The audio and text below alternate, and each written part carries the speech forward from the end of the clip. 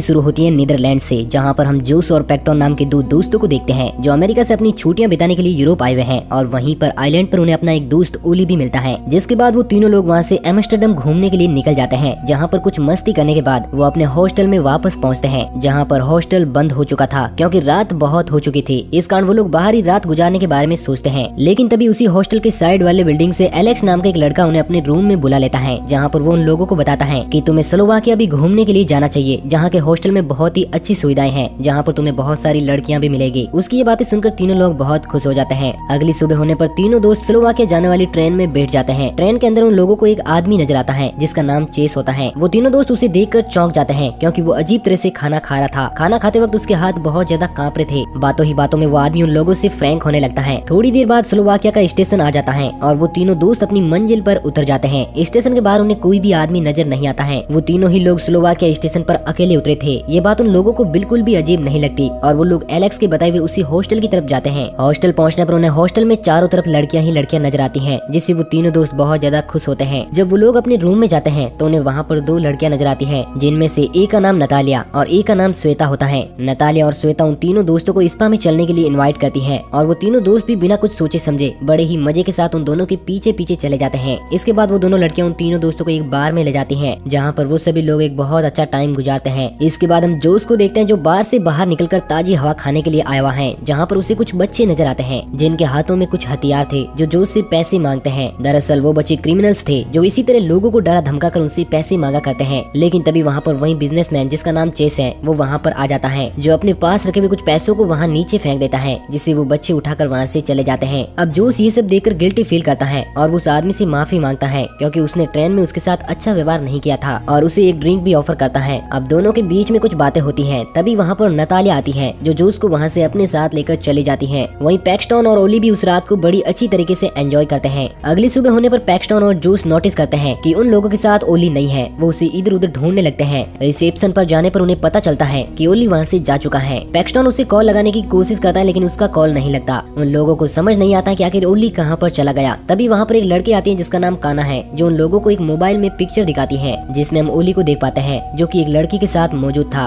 उन दोनों को लगता है कि शायद ओली किसी लड़की के साथ एंजॉय कर रहा है, लेकिन फिर भी वो उसे ढूंढने के लिए शहर की तरफ आगे बढ़ते हैं। रास्ते में उन लोगों को वहीं बच्चों का ग्रुप मिलता है जो उन लोगों से पैसे मांगता है। जॉस पैक्सटन को बताता है कि ये बच्चे बहुत ज्यादा खतरनाक हैं जो लोगों से इसी तरह पैसे मांगते हैं। तभी उन लोगों को वहाँ पर एक आदमी नजर आता है जिसने ओली की ही तरह स्वेटर पहनी हुई थी। उन लोगों को लगता है कि शायद वही ओली है, तो वो उसका पीछा करते हुए आगे बढ़ने लगते हैं। चलते हुए वो लोग एक म्यूजियम में पहुँच जाते हैं जो की बहुत ही डरावना था, जहाँ पर उन लोगों को पता चलता है कि वो किसी और का पीछा कर रहे थे। अब वो दोनों नाखुश होकर वहाँ से वापस लौट आते हैं। इसके बाद उन्हें ओली का एक मैसेज आता है जिसमें वो उन तीनों लोगों को बताता है कि वो घर वापस जा रहा है, जिसमें एक पिक्चर मैसेज भी था। इसके बाद हमें पता चलता है कि ओली को कुछ लोगों ने किडनैप कर लिया है, जिसे वो लोग टॉर्चर कर रहे होते हैं और इस दौरान उन्होंने ओली का सर उसके धड़ से अलग कर दिया है और वो लोग ओली के साथ हुई उस लड़की को भी टॉर्चर कर रहे होते हैं। इसके बाद ओली के दोस्त उसे एक बार फिर कॉल करते हैं लेकिन उसका कॉल नहीं लगता। तभी वहाँ पर नतालिया और श्वेता आ जाती है जो उन दोनों को एक बार फिर से उसी बार में एंजॉय करने के लिए कहती है। हालांकि जोस वहाँ पर नहीं जाना चाहता था क्योंकि उसे अपने फ्रेंड ओली की फिक्र हो रही थी। पैक्सटन जोस को समझाता है कि शायद ओली अपने घर पहुँच गया होगा क्योंकि वो पहले भी ऐसा कर चुका है। जोस भी अब पैक्सटन के साथ चलने के लिए रेडी हो जाता है और वो लोग अब उसी बार में पहुँच जाते हैं। इस दौरान वो दोनों लड़कियां उनकी ड्रिंक में कुछ मिला देती हैं, जिसके बाद जोस और पैक्सटन की तबीयत बिगड़ने लगती है। जोस अपनी हालत को बिगड़ता हुआ देखकर वहाँ से वापस हॉस्टल आने लगता है। हॉस्टल पहुँचने पर वो सीधा कमरे में जाकर बेहोश हो जाता है। उधर पैक्सटन भी बुरी हालत में हो चुका है, जो वॉशरूम के लिए जाता है लेकिन वो वॉशरूम में ही फंस जाता है क्योंकि वॉशरूम का डोर बाहर से लॉक हो चुका था और वो वहीं पर बेहोश हो जाता है। जोस को होश आने पर वो अपने आप को किसी रूम में पाता है जहाँ पर चारों तरफ उसे बहुत सारे औजार नजर आते हैं। जो उसके चेहरे पर एक मास्क लगा हुआ था, अब वो बुरी तरह से घबरा रहा था। तभी वहाँ पर एक आदमी आता है जो उसका मास्क हटाता है और उसकी छाती पर ड्रिल मशीन से दूध छेद कर देता है, जिससे जोस की हालत बहुत ही ज्यादा खराब हो जाती है और हम देख पाते हैं कि वो आदमी कोई और नहीं बल्कि बिजनेसमैन आदमी है जिसका नाम चेस है। चेस जोस को बताता है कि वो बचपन से ही एक मेडिकल सर्जन बनना चाहता था लेकिन उसके हाथ कांपने की वजह से वो ऐसा नहीं कर पाया। जोस उससे अपनी लाइफ की भीख मांगता है और उससे कहता है कि वो उसे यहाँ से जाने दे। इसके बाद चेस उसके दोनों पैरों को नीचे से काट देता है और उसके बाद वो उसके दोनों हाथों को खोलकर पैर खोलकर वहाँ से जाने के लिए कहता है। गेट खुला देकर जोस भी वहाँ से भागने की कोशिश करता है लेकिन वो देखता है कि उसके दोनों पैर बुरी तरह से कट चुके हैं और वो वहाँ से रेंगते हुए उस रूम से बाहर निकलने की कोशिश करता है लेकिन तभी चेस जोस का गला काट देता है। इधर हम पैक्सटन को देखते हैं जिसे होश आ चुका था, जो अब उसी हॉस्टल पहुँचता है। रिसेप्शन पर जाने पर उसे पता चलता है कि कल रात उसने यहाँ से चेकआउट कर लिया था। उसे समझ नहीं आता है कि उसने कल रात कब चेकआउट कर लिया। अब वो उनसे हॉस्टल हॉस्टल में एक और रूम मांगता है और वहाँ से चाबी लेकर उस रूम की तरफ जाता है, जहाँ पर हम देख पाते हैं कि उसे 2 लड़कियां नजर आती है जो उसी तरह उसे स्पा में आने के लिए इनवाइट करती है। उसे समझ नहीं आता कि उसके साथ क्या हो रहा है। इसके बाद वो जोस को कॉल लगाता है, लेकिन उसका कॉल नहीं लगता, इसलिए वो शहर के ही पुलिस स्टेशन पर जाता है, लेकिन पुलिस भी उसकी कोई मदद नहीं कर पाते। वो उसी हॉस्टल में आता है जहाँ पर वो नतालिया और श्वेता से जोस के बारे में पूछता है, लेकिन वो दोनों लड़कियां जोस के बारे में उसे कुछ बताना नहीं चाहती थी। वो उसे बताती है कि वो तो सिर्फ उन दोनों के साथ ही एंजॉय करे, लेकिन इस बात से पैक्सटन बहुत ज्यादा गुस्सा हो जाता है। जिसके बाद नतालिया उसे बताती है कि उन्होंने जोस को एक म्यूजियम में आखिरी बार देखा था। नतालिया पैक्सटन को लेकर उसी म्यूजियम में जाती है जहाँ पर हम कुछ बड़े बड़े आदमियों को देखते हैं जो किसी बिजनेसमैन की तरह दिख रहे थे। नतालिया पैक्सटन को उस म्यूजियम के अंदर ले जाती है जहाँ पर उसे चेस नजर आता है। पैक्सटन देखता है कि चेस उसके दोस्त जोस की बॉडी के साथ किसी तरह की सर्जरी कर रहा है और उसकी बॉडी को बहुत ही बुरी तरह से काट पीट रहा है। ये सब देखकर पैक्सटन को चेस पर बहुत ज्यादा गुस्सा आता है,